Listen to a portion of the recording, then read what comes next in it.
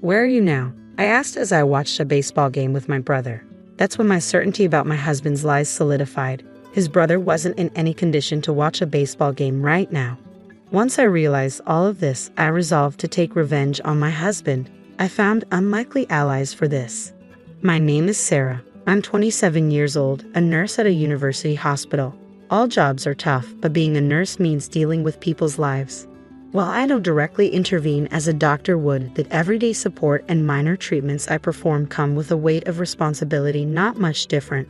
When I was in elementary school, I had to be hospitalized due to an illness. Despite being young, I felt a lot of anxiety, crying alone when my parents couldn't visit me due to work. But the nurse who cared for me saved my heart during those times. Sarah, it's okay if you don't hold back when you're feeling lonely.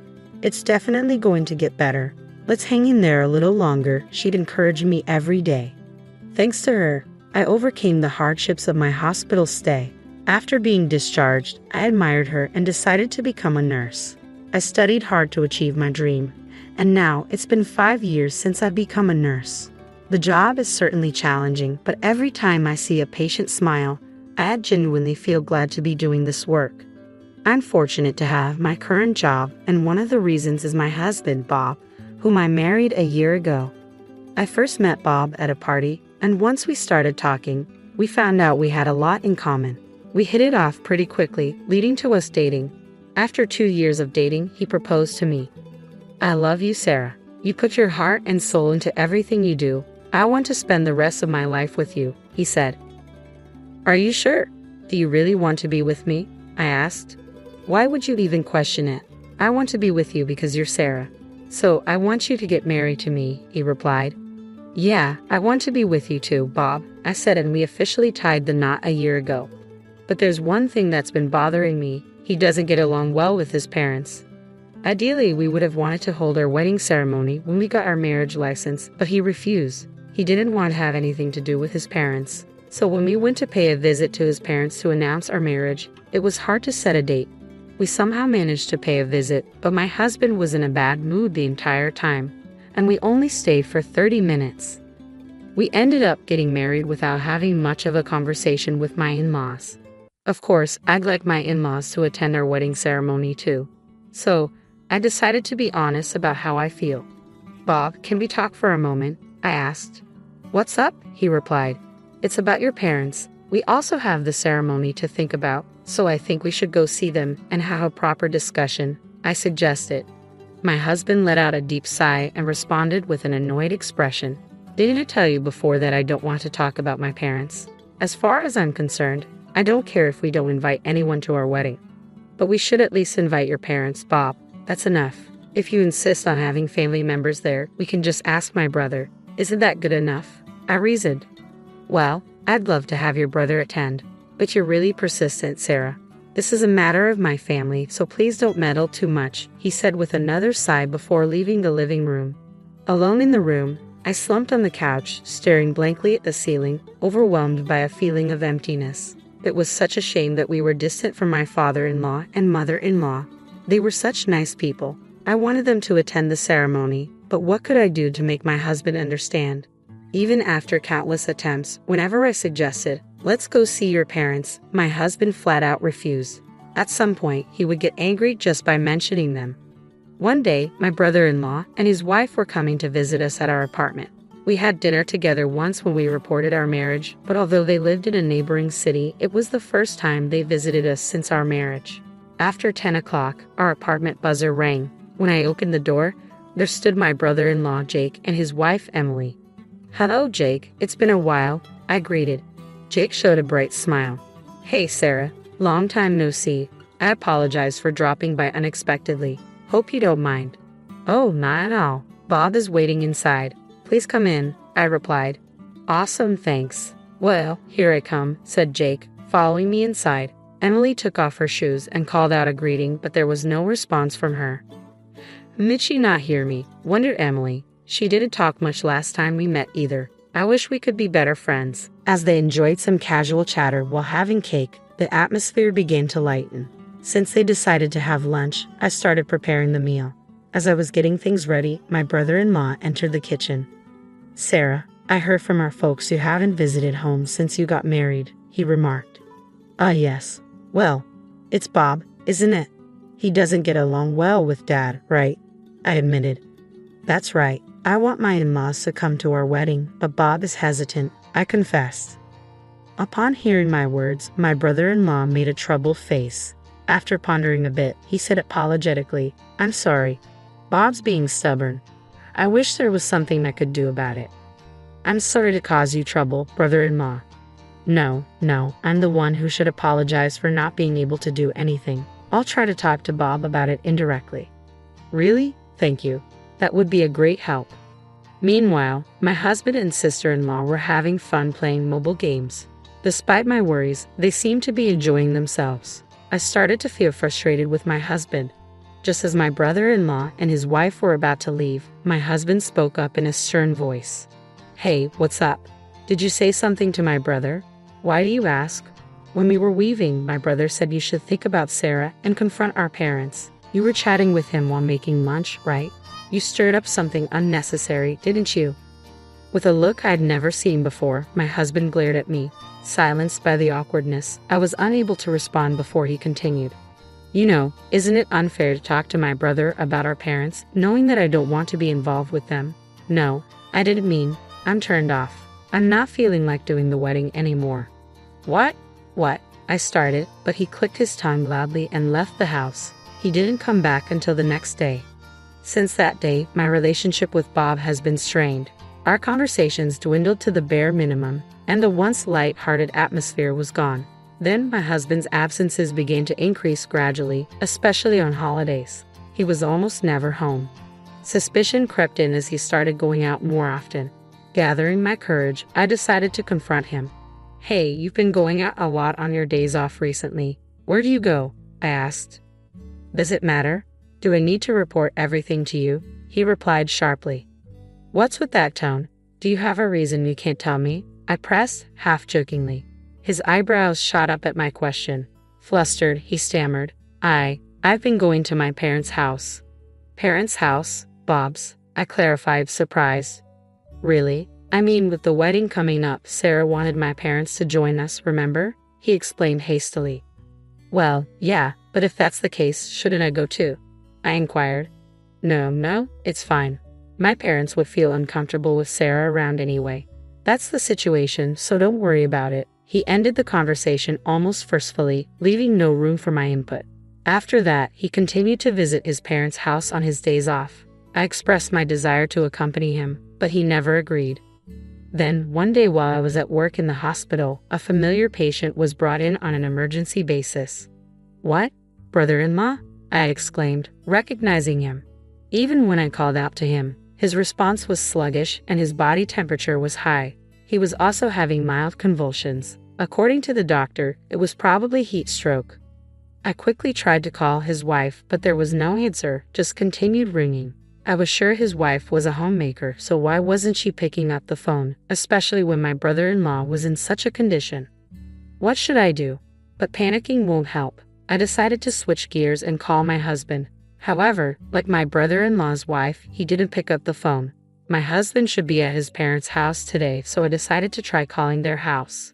Since our marriage, I haven't been able to meet or even properly talk with my in-laws. They might not think highly of me, but I can't care about that right now. When I dialed the landline of their house, after a few rings, my mother-in-law picked up the phone. This is Sarah. I apologize for not being in touch for so long, mother-in-law. Oh, Sarah, it's been a long time. Have you been doing well? Yes, thanks to you. I'm sorry I haven't been able to visit. Don't worry about that. I'm glad to hear you're doing well, Sarah. And is Bob doing well? Yes, he's well. Wait, what? I was taken aback by my mother-in-law's words. My husband should be at his parents' house right now. Confused, I hesitantly asked my mother-in-law, mother-in-law, isn't Bob there now? Bob? I haven't seen him since he introduced you when you got married. What? I thought he's been visiting almost every week. There's no way you know Bob dislikes us, don't you, Sarah? My husband hadn't been going to his parents' house. What does this mean? Wasn't he supposed to go back home to smooth things over with his parents in preparation for the wedding? The more I thought about it, the more confused I became. To confirm the facts, I called Bob again. Of course, he didn't pick up at first, but I kept calling persistently over and over again. After about the 10th call, he finally answered the phone. He spoke in a noticeably irritated tone. "What is it? You keep calling. I'm busy." "Busy? Even though you haven't even been to your parents' house?" "Ha, how do you?" "I just had a chat with my mother-in-law on the phone." "Hey, what's the deal?" "It's not just today. You haven't been visiting your parents' home all this time, right?" Well, that's... Explain it properly. Where are you right now?" As I waited silently for his answer, my husband nonchalantly said, "I'm watching baseball with Jake." "Baseball?" "Yeah, you can hear it, can't you? The cheaters of watching the game. Jake and I are having a blast right now." At that moment, waves of pent-up anger overtook my restraint. Indeed, behind my husband, lively voices could be heard. Judging from the sounds, it seemed true that they were at a baseball game. But that's not the issue. The main issue was that my husband was lying big time. How should I confront him, holding back my anger? I pondered for a moment, then spoke up. "Hey Bob, how long are you going to be on the phone?" Emily, my sister-in-law, whose voice I could recognize through the phone, chimed in. There was no mistaking it since we just met the other day. Realizing that the call had been disconnected and only the busy signal was echoing in my ear, I understood. Everything was a lie. I couldn't forgive this. At this rate, I'll corner him by any means necessary. With a newfound resolve, I headed to Jake's place. Fortunately, his condition had already stabilized and he was sleeping soundly. Just as I was about to leave the room, opening the door, a voice came from behind me. "Sarah?" "Oh, Jake, are you okay?" I asked. "Yeah, I'm fine. It was a heat stroke, huh?" I was feeling sluggish, but I was so busy that I didn't have time to hydrate. "Please be careful. I was really surprised when you were brought in." "Ha, sorry. So why are you here, Sarah?" Jake inquired. "Oh, well, actually," I began. I informed Jake that my husband might be with Emily at the moment. Instead of being surprised, Jake smirked. "I see you've noticed, Sarah." "By the way you're saying it, Jake, did you know about this all along?" I asked. "Yeah, well, I found out about a month ago, and I just started gathering evidence.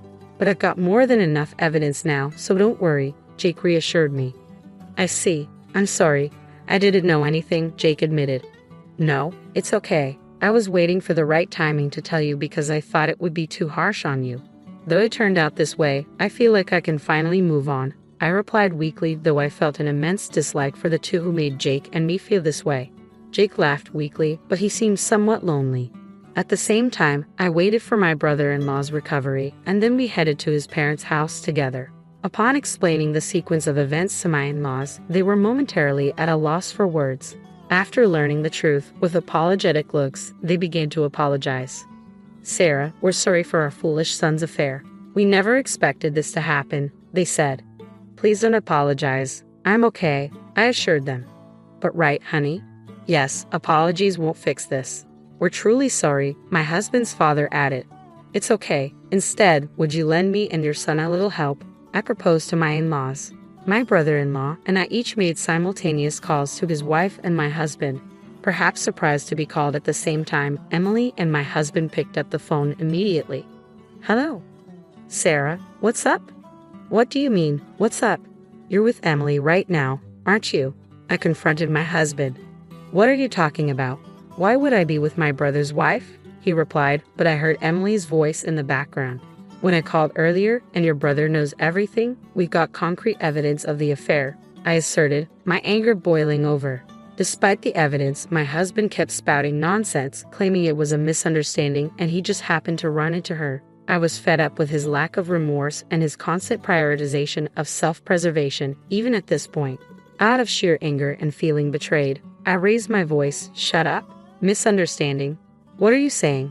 At this point, do you think such excuses will work? You took advantage of my feelings and betrayed me in the worst possible way. I will never forgive you. I'm divorcing you, you scum." "Wait, I didn't intend a divorce." "What? How dare you say that after cheating on me?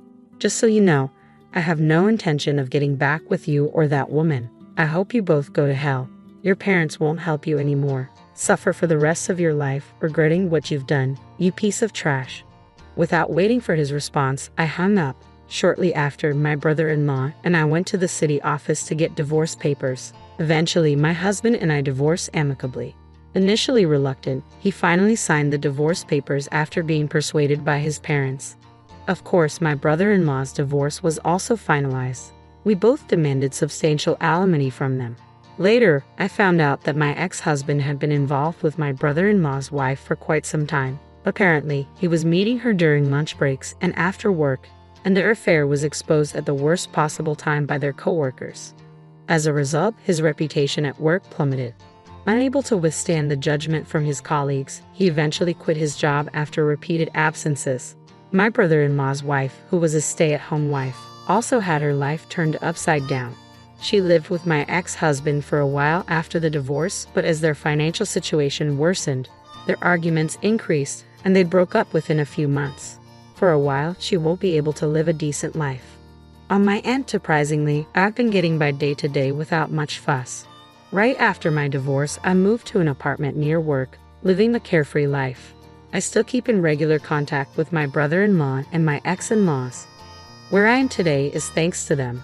They will always be important people to me, and that will never change. I'll make sure to live in a way that won't bring shame to them. I'll prove that I can be happy on my own. That's the solemn promise I made to myself.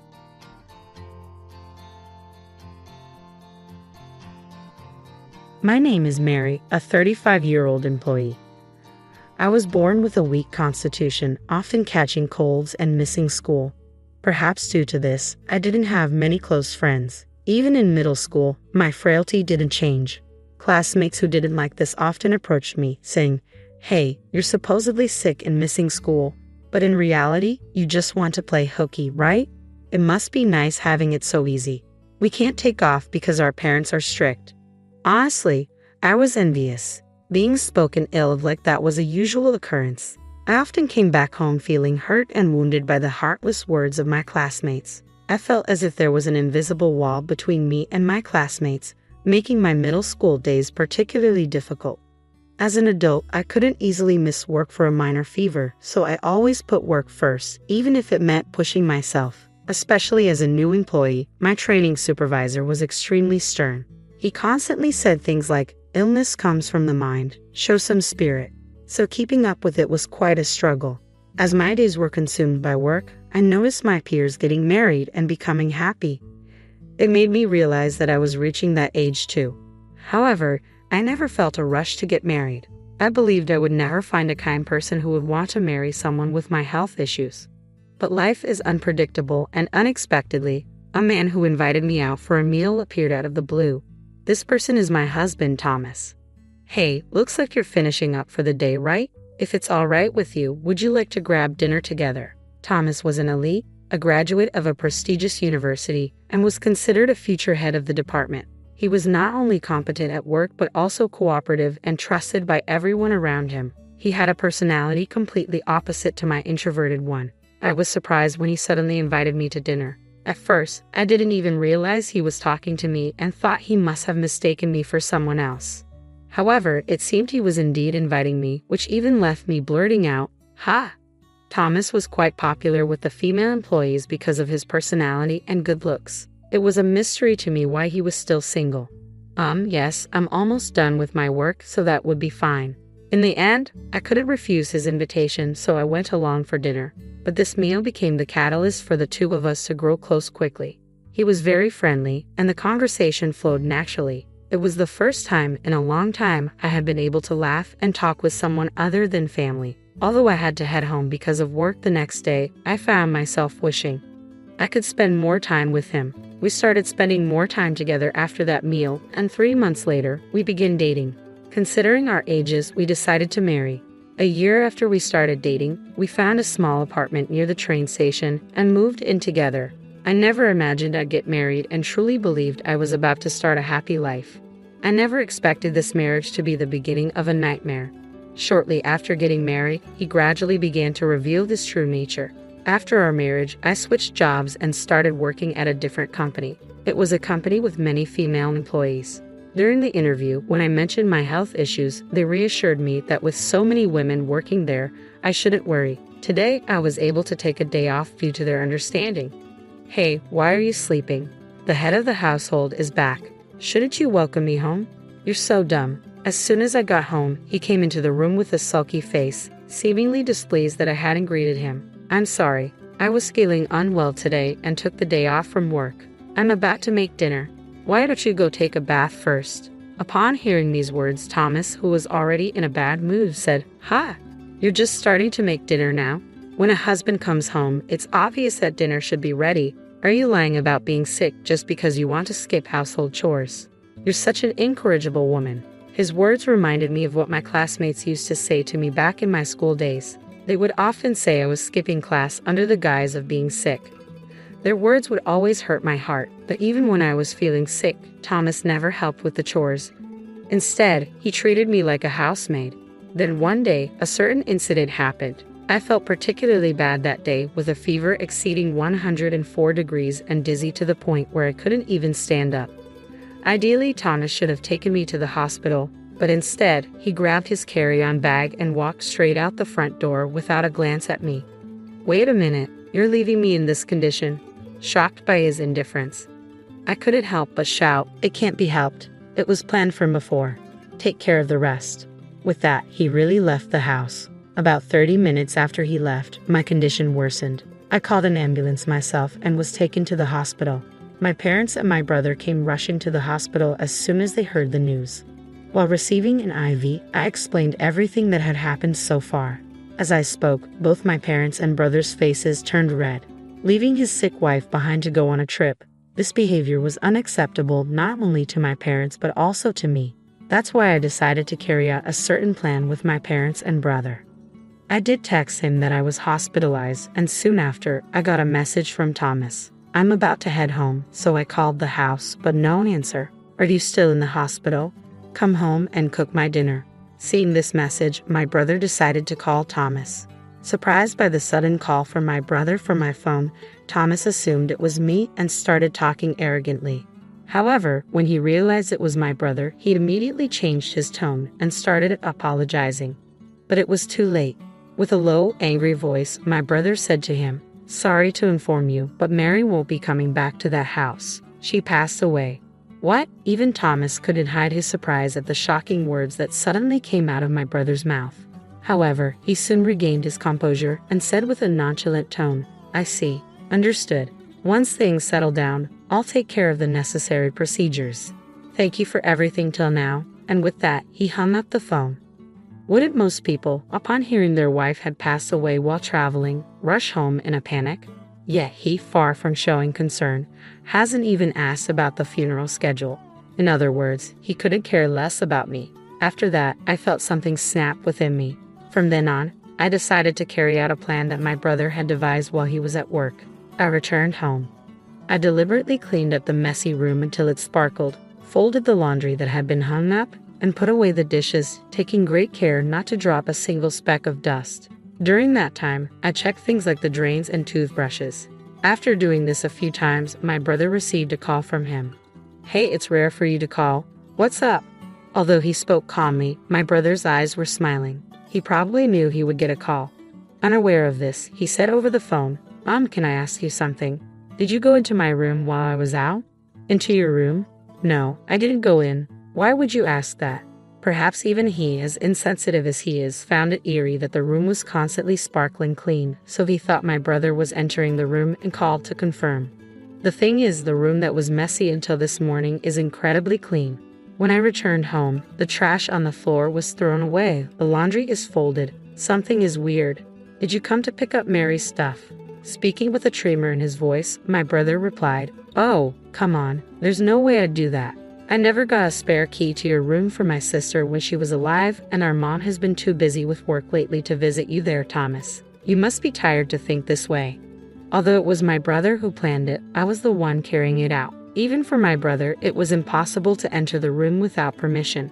Therefore, in legal terms, it's still me, his wife, who was doing this. I, who was listening to the conversation next door, had a hard time not bursting out laughing. If your room was ransacked, I could understand, but it's clean. Is there a problem with that? No, that's not it. It seemed he had something he didn't want to say. My husband fell silent. A few days later, there was another call from him to my brother's cell phone. Apparently, strange things continued to happen after that, so he consulted with the police. However, the police officer did not take his story seriously, because if things were missing, they could understand. But when he explained that the rooms were sparkling clean, the laundry was folded, they laughed and said, "Are you living alone? Maybe your mom came from your family home and cleaned up your room, or did you forget that you cleaned up while you were drunk? Anyway, since nothing is missing, you should be grateful." That's unfortunate, but as the police officer said, nothing is missing. That's a good thing, right? Maybe Mary's spirit is lingering in your room, cleaning it up while you're away. Upon saying this, he seemed to take it seriously and hung up with a trembling voice. Eventually, considering the potential nuisance to others, I decided to reveal myself to my husband. One day, timing it perfectly with my husband Thomas's return, I entered the room to find him asleep on the sofa, his face flushed red. He might have come back from a drinking party, or maybe the alcohol helped him sleep better. The table and floor were strewn with cans of beer. It seemed like he had fallen asleep in his drunken stupor. Seeing him fast asleep and snoring, I decided to carry out a special surprise. I had in mind, "Oh, what's going on?" Thomas suddenly jumped as the light, which he thought had been turned off, suddenly switched on. Seeing me, whom he believed had passed away based on the information from my brother, he let out a gasp. Ariel, a ghost, an adult man, saw me and immediately yelled that I was a ghost, tears welling up in his eyes as he stared at me. I'm sorry. I didn't attend the funeral. I promised to pray for you, so please rest in peace." He mumbled these words while putting his hands together, trembling. "Look carefully. I've got legs, right? I'm not a ghost. I'm very much alive." Confirming the existence of my legs, he turned red with anger, this time glaring at me with a terrifying expression. "What the hell do you think you're doing? Do you think this is acceptable? Plus, you've even involved my parents. Unforgivable. I'll take legal action against you for this." Yes, against the outburst, I was about to execute the real surprise. Suddenly, my mother, who had been waiting outside the entrance, went to call someone. The moment he saw the person, Thomas, who had been red with anger just a moment ago, turned pale and began to sweat profusely. "What's wrong? You're pale and sweating. Are you feeling unwell? Maybe you should go to the hospital." It was understandable why his complexion was poor, because the person standing in front of him was someone he had recently traveled with. It was the woman with whom he had had an affair. In reality, my brother, suspecting Thomas's infidelity, had been talking to a friend who worked in the same company since I left the job. Thomas had been getting along well with a woman named Natalie, who worked at the reception of the same company. It seemed as if they were just friendly colleagues, but multiple employees had witnessed the two of them getting cozy in the break room, and rumors circulated in the company that the two might be dating.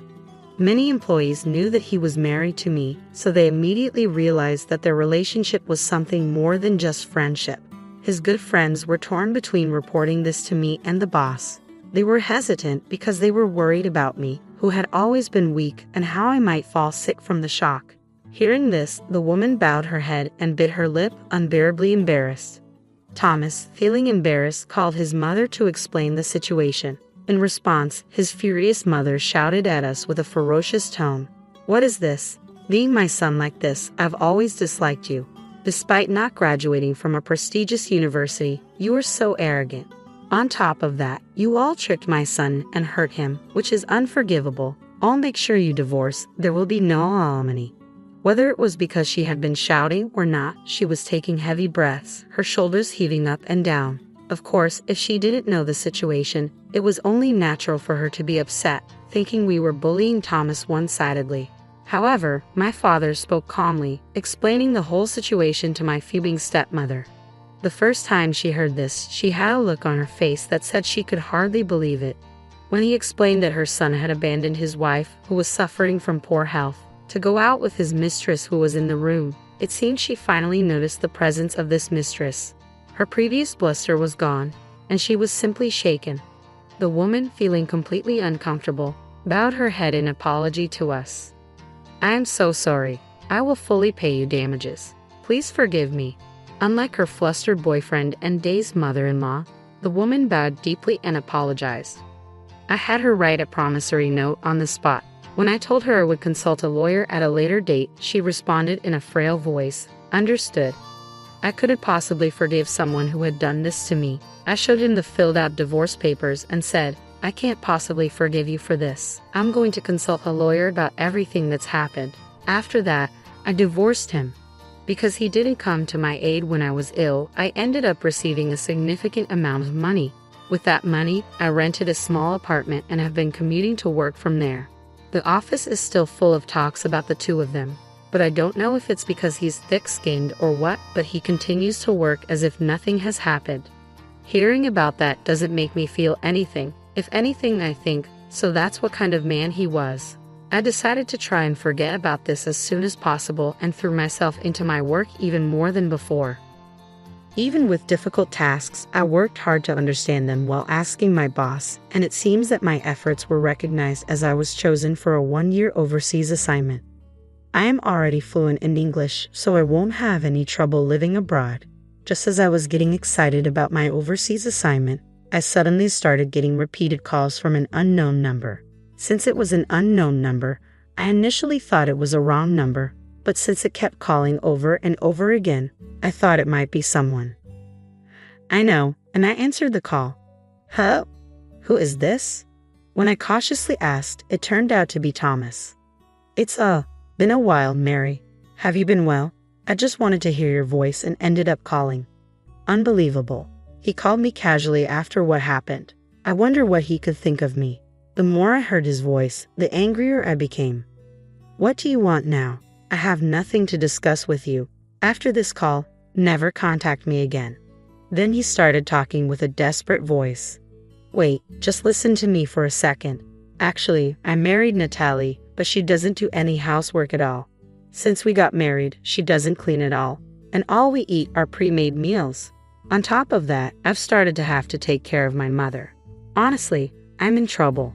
Although she looked beautiful and neat, in reality, she didn't do any housework. All the meals were grab-and-go food or ready-made meals, and she didn't clean, so the floor was covered in dust. On top of everything, he had to begin to take care of his mother, and in desperation, he turned to me for help. I couldn't help but let out a heavy sigh over the phone, and I felt more certain than ever that breaking up had been the right choice. "I'm sorry, but I'm scheduled for an overseas assignment, and there's nothing I can do. Besides, she's the woman you chose. You can't blame anyone else. Take care of your own wife." Upon learning I couldn't assist due to my overseas posting, he pleaded, "Help me. Take me with you to your new overseas position. I can't stand this filthy woman anymore. Life was better with you. Give me another chance." But even if he asks for another chance, he wanted this outcome. No matter how much he struggles, he can't return to the previous state. He was still talking over the phone, but I left him hanging, said I had work, and ended the call. Then I blocked his number. He didn't like that. It seems that very day he showed up at my parents' house, demanding a remarriage and help, spouting nonsense. My father called the police, and he was taken to the station. The company found out about this, and he got fired. He also got divorced, and to pay alimony, he is helping out with the family business while taking care of his mother. Apparently, the family business is physically demanding and quite harsh, and he tries to run away from home many times. But each time he is brought back by relatives, and he seems to be